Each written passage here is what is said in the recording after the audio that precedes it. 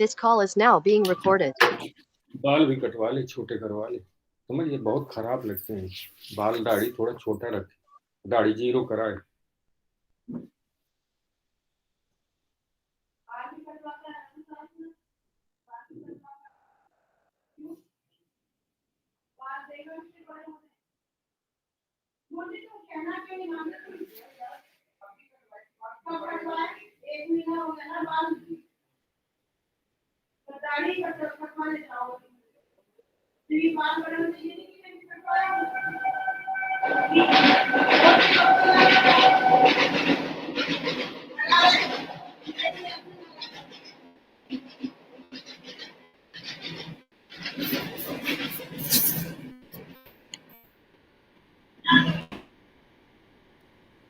Rajanji, can you just mute? There's some disturbance, Rajanji. Yeah. I am Well, we discussed about the concept of project management, and what are the components of projects. And one important aspect, the project management has to formulate a project, and formulation of a project is an important part of project management. And there are different tools to be used for developing a project. Before you get into project formulation, in agriculture, it involves different stakeholders. Project formulation refers to the development of the project from an idea, that is the seed of the project. Project formulation defines the parameters of the proposed project and develops the objectives and outputs of the project. Hence, the first step in formulating a project is to define the broad outcomes that are expected to be completed by the time the project ends. Now, for example, if I take up a watershed project, which normally spans about 4 years, and there are stages in this. The first stage, we call it capacity building phase, and the second phase, we call it full implementation phase. Normally, for an area of about 1,000 hectares, which normally covers in Karnataka, say about 7 to 8 villages. Initially, we focus on 10% of the area, which is call it a capacity building phase, which is basically to acquaint the community. The community has to acquaint with the project goals and project impact. So the capacity building phase normally is, say, about 18 months maximum. And within 18 months, the defined activities have to be completed. Once the capacity building phase is completed, then full project plan is prepared, for which again some 3 to 4 months time are given. And all this is done in consultation with the community, where we normally use the technique called participatory rural appraisal technique. And basically, when we develop a project proposal for watershed project, it involves the treatment of area, which means the land parcels which belong to the farmers, where we assess what is the productivity of the land currently, and we also see why, if it is less, and what needs to be done further on that. That's the area treatment. Then there is something called drainage line treatment. The drainage line treatment is the property mostly of the government, where the streams flow. And if on the assessment of the stream, if there's something needs to be done, maybe it's building check dams or anything else which the PRA team suggests that needs to be done. So once this 18 months is over, we have the full implementation phase, which normally again spreads over 3 to 4 years. Now, especially during the corona area, COVID times, we were not able to keep up, the targeted timelines. We were not able to do that because of the lockdown. So these kinds of uncertainties also cost heavily on the project. Now, this particular project document, which especially, when the in the case of watershed, will have different components like area treatment, drainage light treatment, then agriculture, how to improve the agriculture and horticulture productivity, agroforestry, then how to address issues pertaining to livelihoods, especially when we develop a project, we will have a holistic approach. When the community, we see that everybody gets something out of this project. It is not just meant for the big landlords or the small landholders or marginal landholders. It is even for the landless. Now we look at the opportunity how the landless people can be uh, given advantage. One, we see whether opportunities for providing their labor is included. For example, most of the works that we do in the watershed projects, especially supported by either state government or the NABARD, how it can create more employment, especially in dry areas, to stop the migration of people from their village to another town in search of job. So basically, we see how to get them more employment within the place where they live. And then also we look at opportunities, how livelihood opportunities can be created for the landless. That can be through livestock management or through uh, poultry, or maybe through any other skill development, things like tailoring or rope making or wool blanket making and things like that.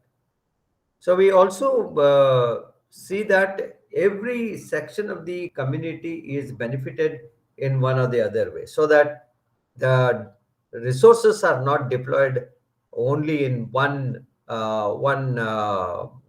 segment of the population.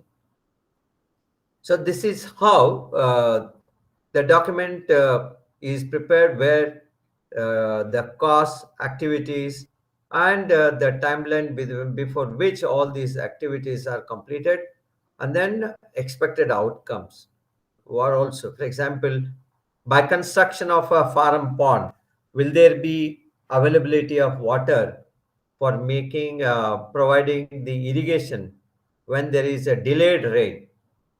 So once we will have a pond which basically stores up to a lakh of liter of water, and this water which is stored in the farm pond can act as a facility for irrigation during the time when the delayed rains are there.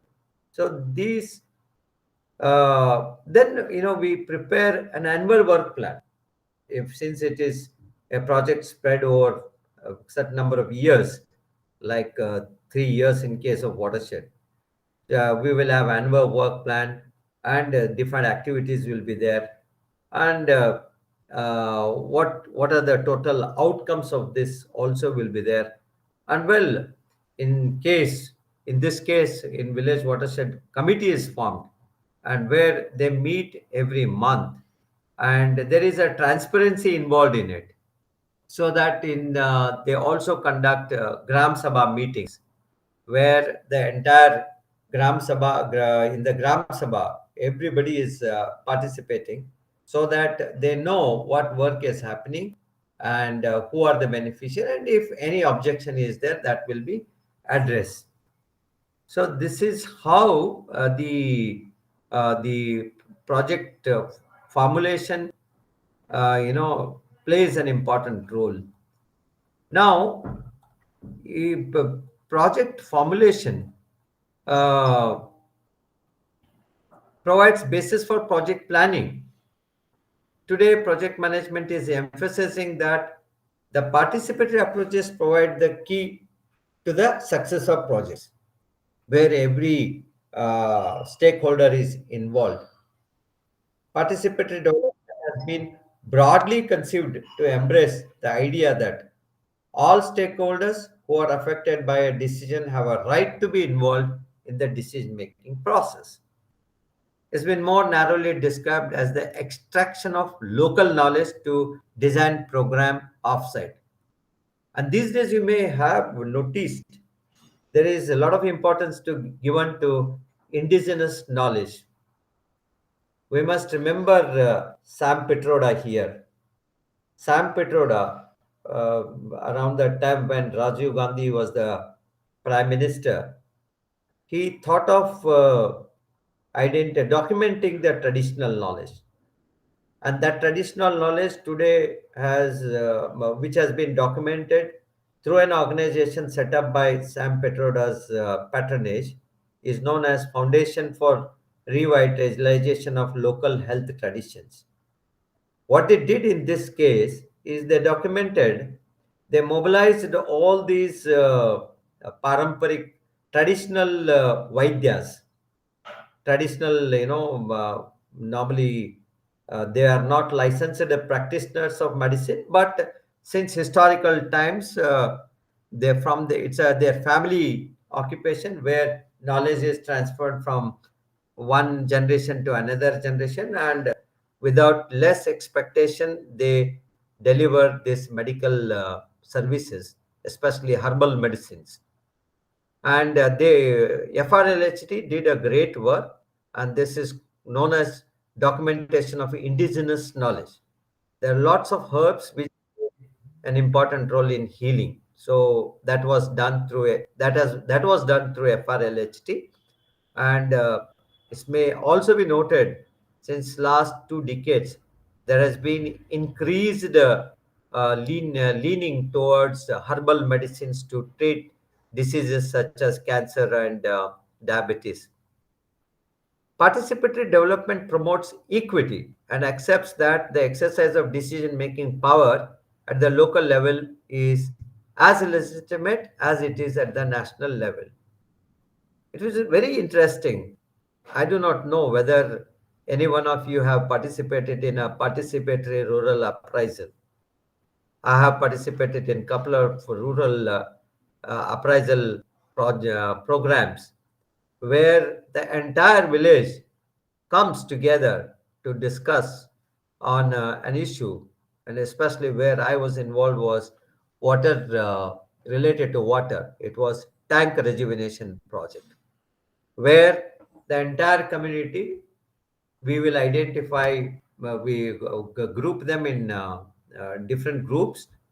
One takes care of the rural sanitation, one takes care of rural health, one agriculture, one about the water body, and one about livestock and things like that. And each one of them, the group members, they select their team leader, and that team leader, they will assess what is the current situation. And there are something like transact walks and all that. So these two tools, participatory development promotes equity and accepts that the excess of decision making power at the local level is as legitimate as it is at the national level. It's not just about meeting a need. It helps in creating an environment where people can more effectively identify and recognize the problem and help in finding a solution. In some of our old, system, in fact, in the southern Karnataka, we find for every water body, there was a person who was designated to to monitor what is happening to the water body. Water body here in the case, in Hindi, it is talab. In villages, they had a person called Neer Ganti. This person, otherwise called waterman, had the role that every day he should go around the tank and see what is the problem. And if there is any problem, he will bring it to the community. And every Monday, they used to have what is known as Shramadan, means they used to offer their physical labor. So they were managing their assets. That is how there was some sort of a stable life in the rural area. They also had a system. If it rains very well, the tank is full, and they used to decide what crops to be grown and what crops not to be grown. If the tank is three-fourth, they used to have a different system of sharing water.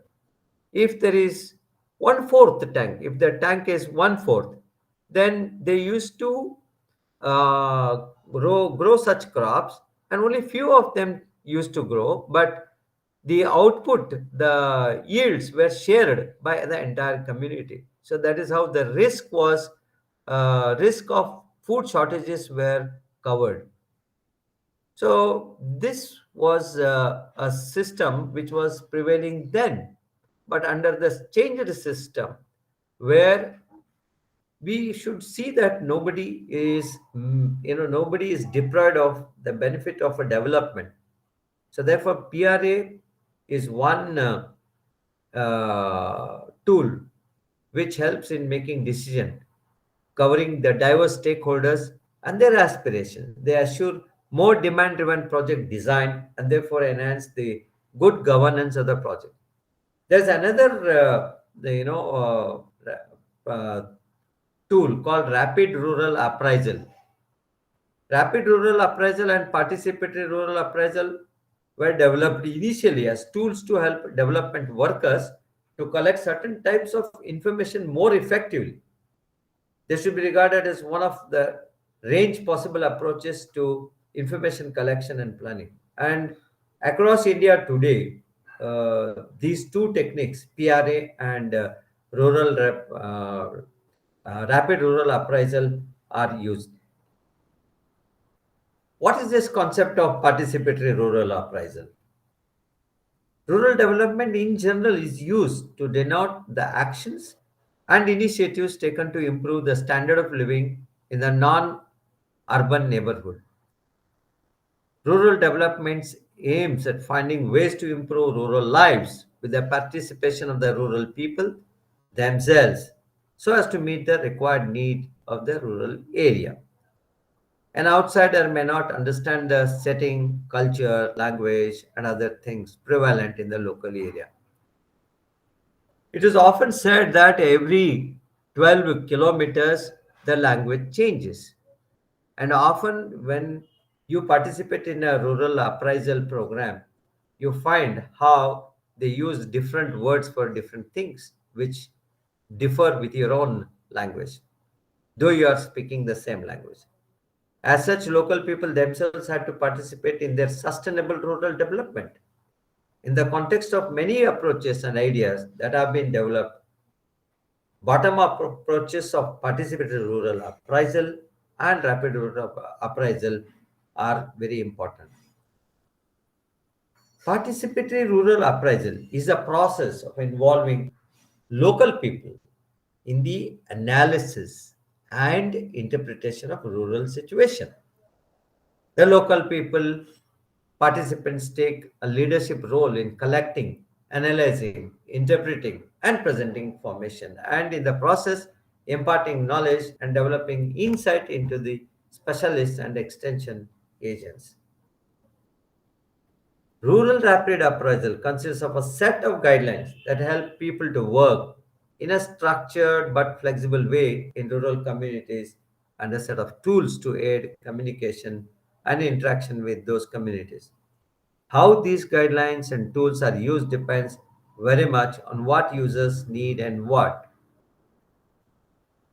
Participatory development has been broadly conceived to embrace the idea that all stakeholders who are affected by a decision have a right to be involved in the decision making process.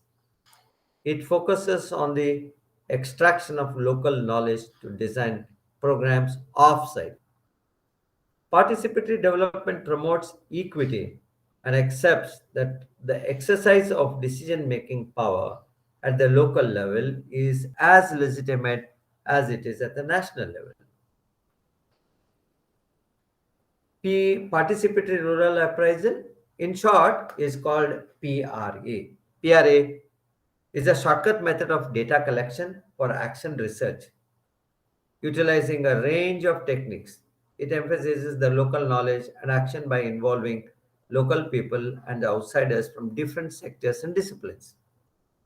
Outsiders facilitate local people in analyzing information, practicing critical self awareness, taking responsibility, and sharing their knowledge of life and conditions and making their own appraisals and plans to plan and to act. Normally, in this case, it will be a non governmental organization. Participation is concerned with the organized efforts to increase control over resources and regulate institutions in given social situations on the part of groups and movements of those hitherto excluded from such control, especially in PRA, where it's ensured that every body is included in this, whether it is SC or ST or other backward classes. Nobody is excluded. Everybody is included in this decision making. And this is a wonderful tool which raises issues related to the rural development aspects. With regard to rural development, participation includes people's involvement in the decision making process in implementing programs, their sharing in the benefits of development programs, and their involvements in efforts to evaluate such programs. Participation can be seen as a process of empowerment of deprived and the excluded. This view is based on the recognition of differences in political and economic power among different social groups and classes. Participation in this sense necessitates the creation of organization of the poor that are democratic, independent, and self-reliant. I must tell you, in this case, when we implemented Karnataka community tank based project, this gave an opportunity for the first time for the entire community to participate together in reviving the water body. Issues such as encroachments of common lands, issues such as the exploitation of the poor, all came out in this, and these were addressed in a very, very meaningful manner. Participatory development stands for partnership, which is built on the basis of dialogue. Dialogue is very, very important among the various actors. With the agenda jointly set and local views and indigenous knowledge are deliberately sought and respected. This implies negotiation rather than the dominance of an extremely externally set project agenda. The people become actors instead of being the beneficiaries. This is very important. It's not a beneficiary.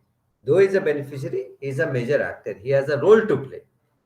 Participation is a process through which stakeholders influence and share control over development initiatives and decisions and resources which will affect them.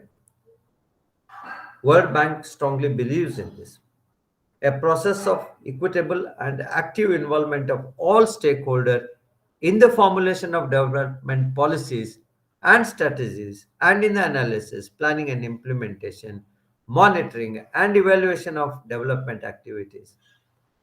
To allow for a more equitable development process, disadvantaged stakeholders need to be empowered to increase their level of knowledge, influence, and control over their livelihoods, including development initiatives affecting them. Hence, PRA is one of the techniques used for gathering information on community resources and needs for use in literacy and community development programs. The techniques include the use of transect walk, maps, calendars, matrices, and diagrams using locally available materials.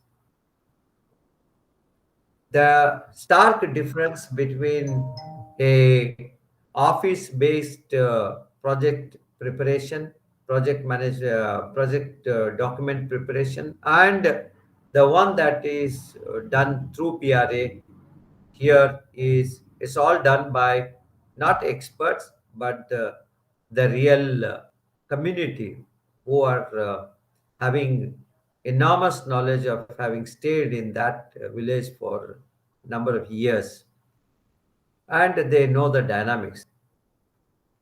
So when different teams are formed in this, there are transit walks where, say for example, if you are assessing a stream or you are assessing the situation of agriculture land, what you do is a group of people from the same village who have been given the responsibility of assessing the problems associated with the lands, they take a walk. Say for example, if the village is having say about 1,000 hectares of land, then 1,000 hectares is too much. It happens in the dry areas. In smaller villages where if the project covers say 2 to 3 villages, maybe it needs a walk of about 2 to 3 kilometers. So the groups take a walk and try to understand the situation of the land, where it is maybe it's about contour bunding, about farm pond, it's trees, or it is wells, it is bore wells, open wells, and different types of crops that are grown there. All these things are collected, and all these members come back together, and then, well, they explain, different groups explain the subject on which they have worked. Maybe somebody has worked on agriculture land, somebody has worked on water bodies, somebody has worked on the the sanitation aspect. So they will all present, and and also they will see how things have changed over a period of years. Maybe it is with regard to cultivation of crops, or it's with regard to the change in the rural infrastructure, the change in the habits of the people, arrival of what was, whether 30 years back there was a television or not, and what is the situation now, if they have the television now. See, it gives an opportunity for them to introspect or to go back and analyze their own situations, and see the changes that have happened at different periods. So they will have a proper understanding of their current situation. On the contrary, rapid rural appraisal consists of a series of techniques for quick research that are claimed to generate results of less apparent precision but greater evidential value than classic quantitative survey techniques.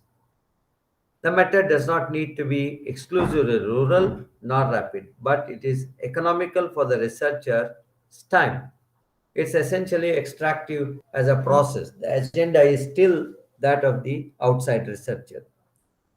There is no generally accepted definition of rapid rural appraisal. The term rapid rural appraisal is more commonly described as a systematic but semi structured activity out in the field by a multidisciplinary team, and is designated to obtain new information and formulate new hypotheses about rural life. A central characteristic of rural appraisal, rapid rural appraisal, is that its research teams are multidisciplinary.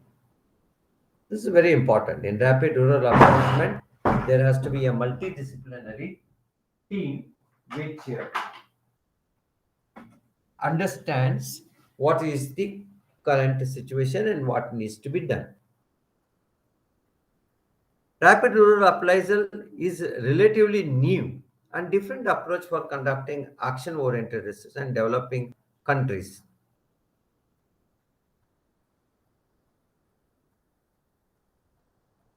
This will help involve villagers and local leaders in all stages of development work, from the identification of needs and decision making to the assessment of completed projects. The term can be used to describe any new methodology which makes use of a multidisciplinary team. A multidisciplinary team includes maybe a person from education background, agriculture background, horticulture background, a social specialist, an environmental specialist, and a person from food processing, agriculture marketing, and an engineering person. So, overall, it consists of a multidisciplinary team which will have uh, good technical knowledge, and upon visit to a village, they understand what is the situation and what is missing there. So, this is how these two tools, participatory rural appraisal and rapid rural appraisal, are widely in use. Participatory rural appraisal. It's an exercise in communication and transfer of knowledge, regardless of whether it is carried out as a part of project identification or appraisal, or as part of country economic and sector work. The learning by doing and team work spirit of PRA requires transparent procedures. The big advantage of PRA is a transparent, it's very transparent. For that reason, a series of open meetings generally frame the sequence of PRA activities.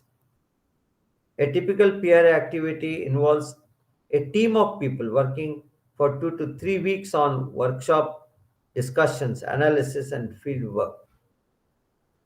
The kind of appraisal PRA which we did normally involved a period of 4 months, during which we used to make the initial social survey, basic baseline data, secondary data, all we used to collect beforehand, and we used to meet, couple of times the community, and then make them agree to one date, one on which the PRA exercise commences to prepare a report. As mentioned earlier in the first session, Chamber and Blackbird, these two people state that PRA can be described as a family of approaches, methods, and behaviors that enable people to express and analyze the realities of their lives and conditions, to plan themselves what action to take, and to monitor and evaluate the results. The methods have evolved from rapid rural appraisal. The difference is that PRA emphasizes processes which empower local people, whereas RRA is, I simply call rapid rural appraisal as RRA. RRA is mainly seen as a means for outsiders to gather information. Now I think you understand the stark difference between PRA and RRA. In PRA, the local people are involved. In RRA, it's a multidisciplinary team which is involved. So participatory rural appraisal has some principles. One, uh, teamwork. A well balanced team is required. A well balanced team will represent the diversity of socio-economic, cultural, gender, and generalization perspectives. And there are no biases, especially those of rural development. When you respect local intellectual and analytical capabilities, then you may feel you are starting to understand the culture of local people. Flexibility, the combination of technique that is appropriate in a particular development context, is determined by variables such as the size and the skill mix of the PRA team, the time and resources available, the topic and the location of work. It's more informal, focuses on partly structured and informal interviews and discussions. By learning from there is a localization. By learning from the rural people directly on the site and face to face, gaining from indigenous physical, technical, and social knowledge. Learning is rapid in this case, with conscious exploration, flexible use of methods, opportunism, improvisation, iteration, and cross checking. A blueprint program for the village development is easy to identify. The tools and techniques of participatory rural appraisal are they are falling into four categories: group dynamics, sampling, interviewing, and visualization. So these techniques will help in analyzing the situation. Identification of genuine priorities for the target group is easy to find out through this. So when we talk about the advantages of PRA, normally about 6 to 7 advantages are in this category. More sustainable activities can be planned, and whatever village resources are there, mobilization of community resources can be, we can have a better understanding. Instead of outside experts, we make use of the local resources. With the help of PRA, we'll be able to have a better linkage between communities and development institutions. Development institutions here may include non-governmental organizations and the government and different departments. Motivation and mobilization of local development workers.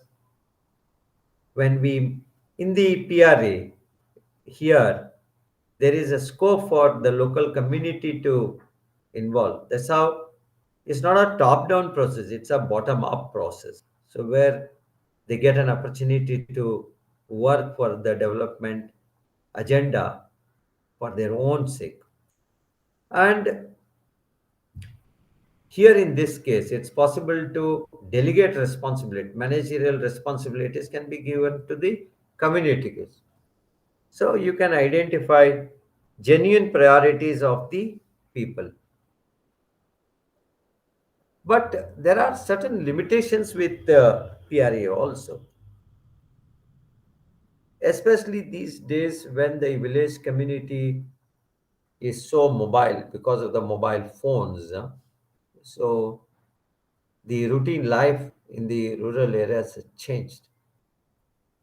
Availability of number of specialists in different disciplines and team building with the local people is a huge problem.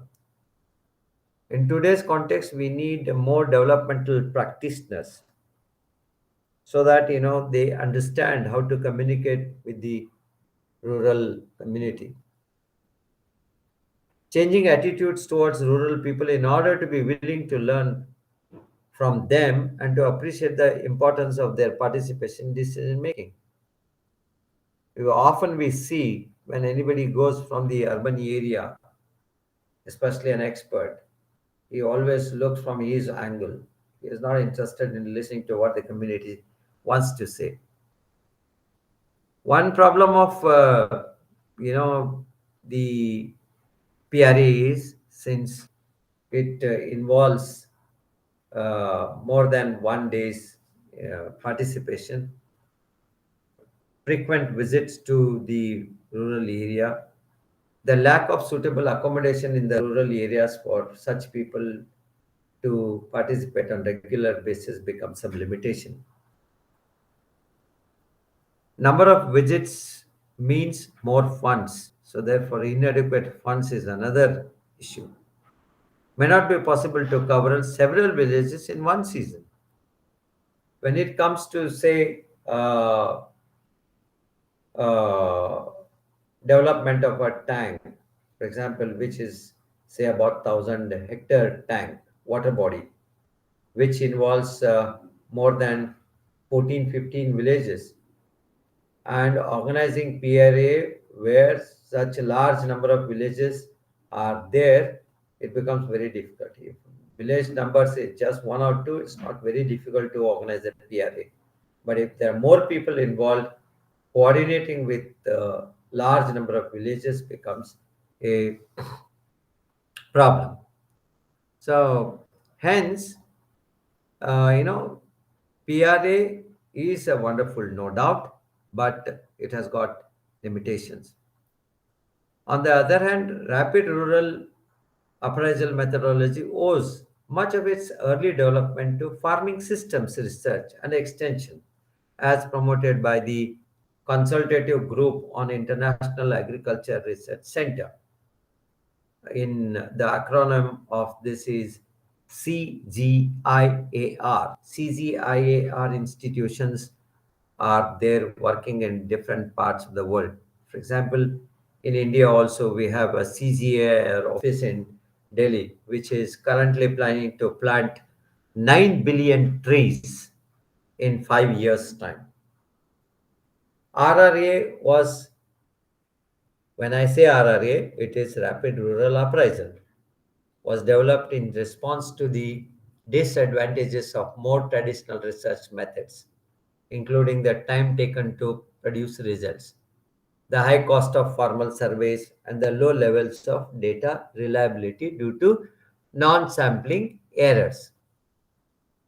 RRA, or rapid rural appraisal, is a bridge between formal survey and unstructured research methods such as depth interviews, focus groups, and observation studies.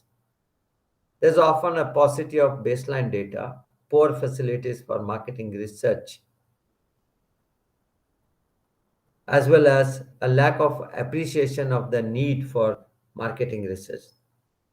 The nature of rapid rural appraisal is such that it holds the promise of overcoming these and other limitations of marketing research. Now, let's see what are the key elements of rapid rural appraisal.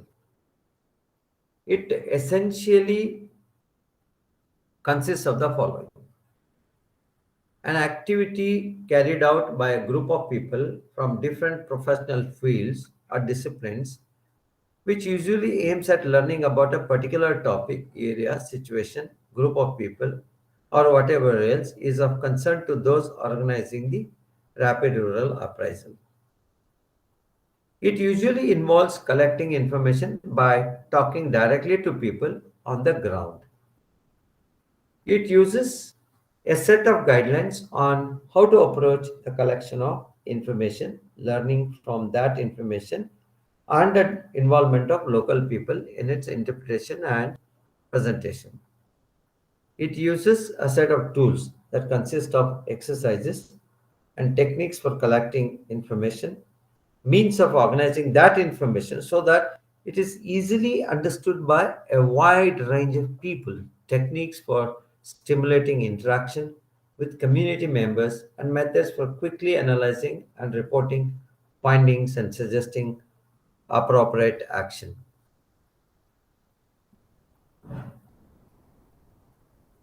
There are certain guidelines for rapid rural appraisals which need to be understood. One, it has to be structured but flexible, integrated and interdisciplinary, awareness of bias, accelerating the planning process, interaction with the learning from local people. This is very important. Whatever be the purpose of rapid rural appraisal, it must involve the people who are the intended beneficiaries of any eventual development activities. Combination of different tools. The RRA approach uses a combination of communication and learning tools. These tools help outsiders to observe conditions in a concise but systematic way. Iterative. During an RRA, what has been learned is constantly reviewed and analyzed in the field. This is usually done in workshops carried out at regular interviews. This means the focus of the rural appraisal, the tools used and the people talk can be adjusted constantly. Rapid rural appraisal works, especially for researchers, you know, when they take up action research projects, which is again of a multidisciplinary research. Especially today, it's required in addressing issues to dry land. And bulk of the land in India is falling under dry areas where the uh, population is tending to be more below poverty line. And since now the Prime Minister talks in terms of doubling farmers' income, it's important to look at the different options by quickly conducting rapid rural appraisals with the help of focus group discussions and things like that. Instead of formulating project plans, formulating projects sitting in the uh, office rooms. So therefore, when you make use of RRA and as well as PRA, the project formulation includes one collection of the secondary data, and that data has to be reviewed. So collection of key data. When I say collection of key data, it's population, demography, then the natural resource data, which includes agriculture land, classification of these lands into um, very fertile, less fertile, medium fertile, or wasteland. This classification of data, population, and water resources, availability of groundwater, availability of water in the tank, the rainfall data, these things, secondary data needs to be collected. Access to market, all these things will be part of that. Then, workshops need to be conducted. These workshops are more into regular interaction with the community. Then, we have structured observations where transect walks become an important part. And then ranking, how, what is the situation of the rural area where people, along with the multidisciplinary team, you understand their situation. And you can have this things by community meetings, and you can map the situation, understand the process, and also come out with what needs to be done to change the situation. The advantage of rapid rural appraisal is responsive and flexible to new learning and conditions on the ground. It's not that you make hypothesis, assumptions sitting in office, but you go to the ground and you come out with more realistic approaches. Achieves a complex understanding of processes and dynamics and connections between different disciplines, activities, and sets of conditions. The analysis and interpretation of findings are carried out during the appraisal, providing opportunities for cross checking. Though rapid rural appraisal in many ways is advantageous because of the involvement of the multidisciplinary team and identification of the targeted object goals, it's a much easier thing, consuming less time. But there are certain uh, disadvantages too.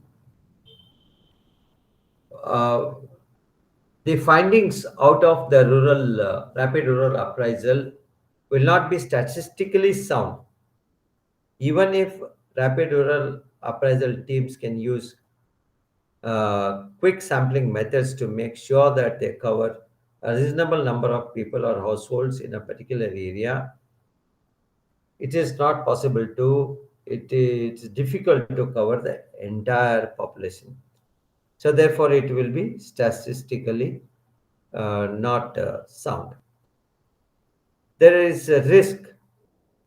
The risk is that the information gathered by rapid rural appraisal is not very representative, but is a collection of particular cases which do not tell researchers very much about general conditions.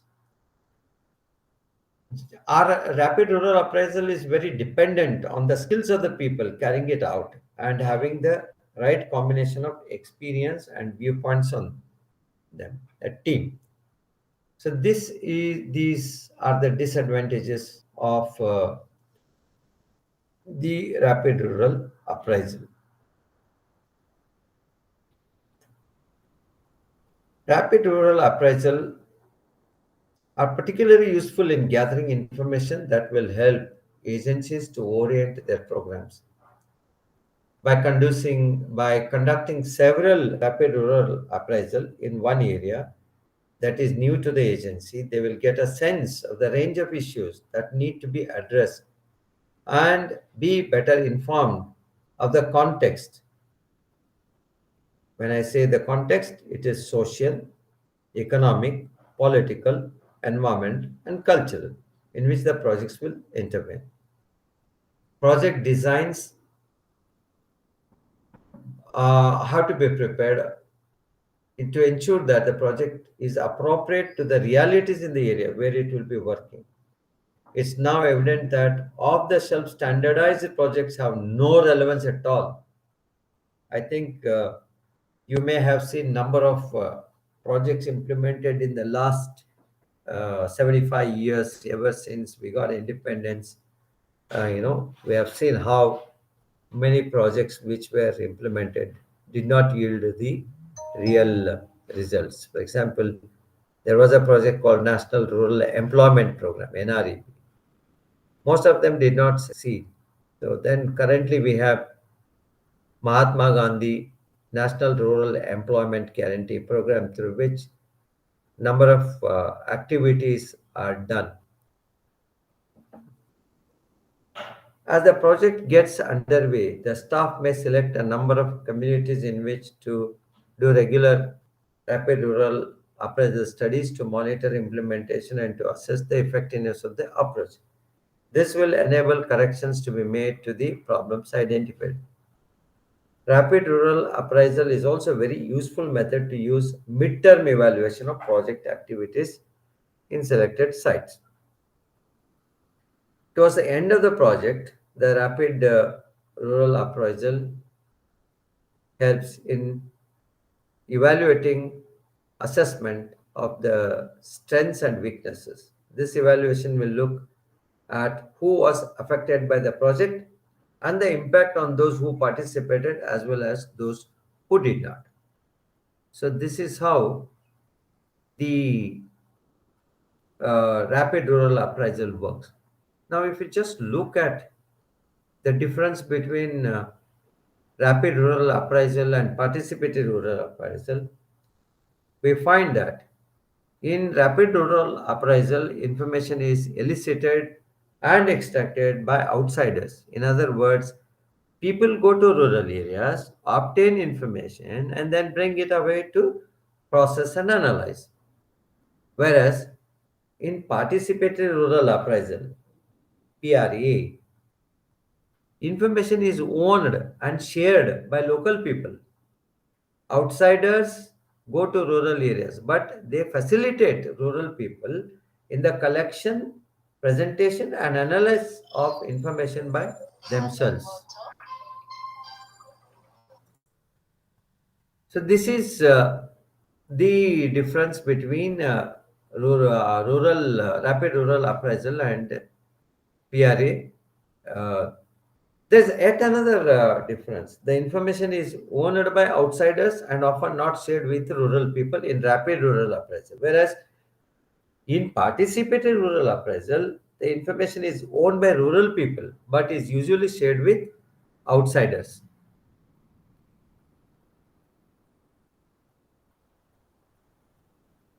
If you see the comparative picture of rapid rural appraisal and PRA, in rapid rural appraisal, information project design, gather baseline information, monitor and evaluate. Whereas in participatory rural appraisal, capacity building, improved decision making at the community level, situational analysis, planning and monitoring by the community.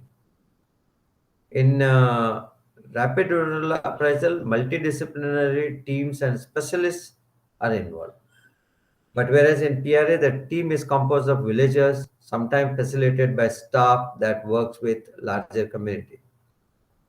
In RRA, a limited number of representative sites, whereas in participatory rural appraisal, communities where project activities will take place. RRA normally takes 5 to 7 days, but whereas ongoing throughout the life of the project usually begins with training and initial situations analyze. Approximately it may take about 10 days leading to the community action plan. In RRA, a wide range of quantitative and qualitative tools are used in the collection of data, etc. But whereas in PRA, a wide range of quantitative and qualitative tools are used in the collection of data and analysis. In RRA, comprehensive, well-written report that captures the depth and complexity of information is obtained. Whereas in PRA, village logbooks with notes of principal findings, activities, and community are included in the action plan. Hence, we, whether we take RRA or PRA, we need data for project. So therefore, we have to have data collection. Data is important when you develop a project. So in today's data collection, we are making use of satellites. So what we call it GIS, we use ArcGIS, and a lot of data is available on Bowen portal also, developed by ISRO. Satellite mapped pictures from outer space provide some information. Enumerators asking questions from a survey can provide another type of information. Health workers measuring the circumference of their children is yet another type of information. Foresters taking inventories of plant species add new information.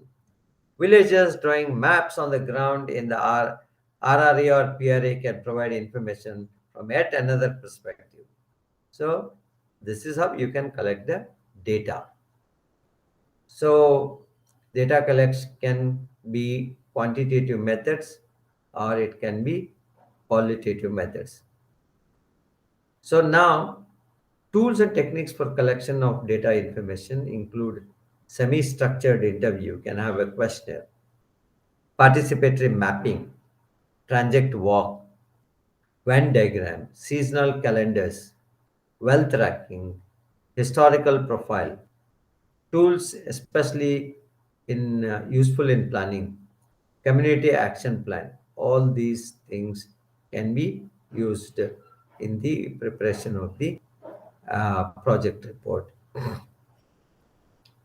So once when this is done, analysis of data is another thing which has to be done before one comes out with the project which addresses the issues of the rural area.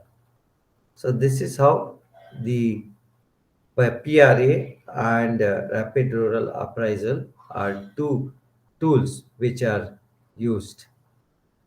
Then once when this is you one is equipped with all this, then you There is a project planning, and this planning includes what is to be done, what are the activities, how is it to be done, when it is to be done, where it is to be done, what is needed to do it, who is to do it, how to ensure that is done are answered. And then the there are the different types of plans: strategic plans, tactical plans, operational plans. They are planned, and they are again classified into master plan, detailed project plans, project operational schedules, and all that. So the detailed project reports, once when they are prepared, they are submitted for funding, for either for CSR funding, or the various departments which fund these kinds of projects, which includes NABARD or government. So the project planning process covers setting project objectives, requirement, and scope. And these outcome elements specify project deliverables, desired results, time, cost, and performance targets. They answer basically questions: what, how much, and when. Identification of specific work activities, jobs, or tasks to achieve project objectives, defined and listed. Preparation of a project organization showing the timing of work activities, deadlines, and milestones. Preparation of schedules showing the timing of work activities, deadlines, and milestones. Preparation of budget resource plan showing the amount and time of resources and expenditure for work activities and related items. A forecast is prepared of time, cost, and performance of projections for the completion of the project. So this is how the project preparation is done, taking into all these things into consideration. The development of objectives and goals is the most important in project planning. Objectives and goals guide our plans and decisions. Objectives and goals provide a sense of direction. Questioning whether the course of action chosen will move the project towards the goals and objectives.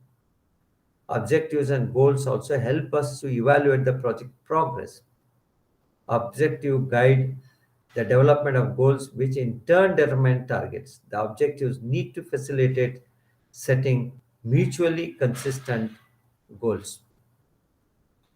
Objectives are the end results of the projects to which the organization activity is directed. The decision problem involved in setting necessary objective is the fundamental responsibility of top management. Often objectives arise from preliminary planning studies. The objectives of today's projects extend to a range of stakeholders, each having its own limited objectives. However, the overall effectiveness of the project organization needs to be kept in perspective. Planning is very important in this regard. Planning helps in focusing attention on objectives and unity of efforts. Planning provides a continuous stream of objectives that indicate the direction of future growth by utilizing all available resources.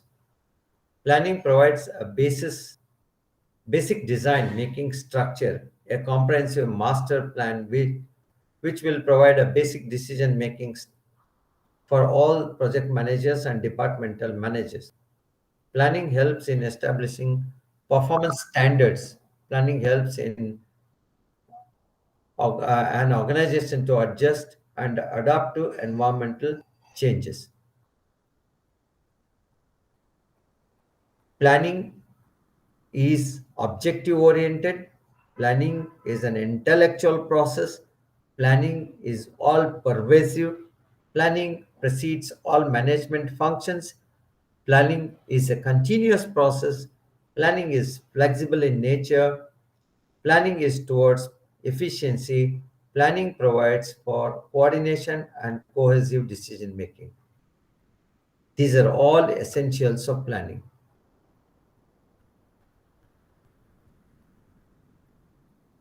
Principles of planning. Every plan and its components should help in the achievement of project objectives. Planning is to be considered the first and most important function to be performed in a project. Planning should cover all facets and components of the project. Project plan should provide flexibility to adjust and adapt to change in project environment. Project plan should cover long-term and short-term plans and need to be integrated in such a way to achieve project activity objectives. Project planning should be based on carefully considered assumptions about forecasts, resources available, etc. In project planning, plan should provide for periodic replanning by taking into consideration the internal and external factors. Hence, the steps that are involved in planning include determination of objectives and goals and laying down specific targets, collection of relevant data and clear understanding of the interrelationship between different factors, forecasting the future developments and their impact on the project and the organization, evolving alternative courses of action based on facts and figures available, deciding the best course of action that ensures optimal utilization of time, money, and resources. So, for which, well, we use SWOT analysis. SWOT stands for strength, weakness, opportunities, and threats. SWOT analysis is very important in project planning. The information gathering technique examines the project from the perspective of strength, weakness, opportunities, and threat to increase the breadth of risk considered by management.